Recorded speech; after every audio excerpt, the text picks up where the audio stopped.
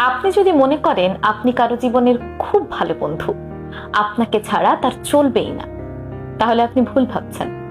বিশ্বাস করুন, কেউ না কেউ তার জীবনে এসে আপনার জায়গাটা ঠিক নিয়ে নেবে, কিংবা সে নিজেই আপনাকে রিপ্লেস করে ফেলবে। পৃথিবীতে প্রতিটি জিনিসই এমন, কোথাও কারো জন্য কিচ্ছু থেমে থাকে না, কিচ্ছু না। হয়তো সাময়িক কষ্ট হয়, মেনে নিতে বা মানিয়ে নিতে কিছুটা সময় লাগে, তবে কারো জন্য কিচ্ছু আসলে অপেক্ষা করে না।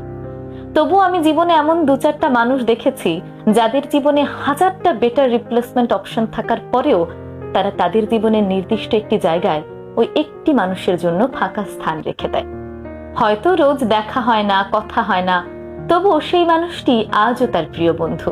তার জায়গাটি কেউ নিতে পারেনি, কিংবা সে নিজেই তার বন্ধুর জায়গাটি আর কাউকে দেয়নি।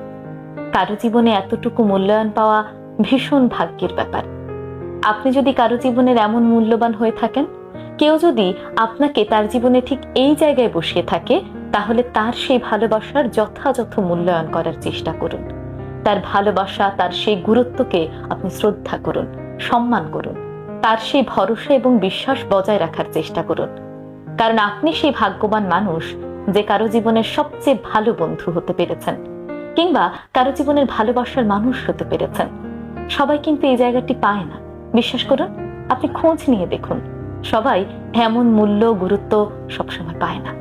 তার মানে আপনি ভীষণ ভাগ্যবান, আর তাই সেই মানুষটিকে মূল্যায়ন করুন।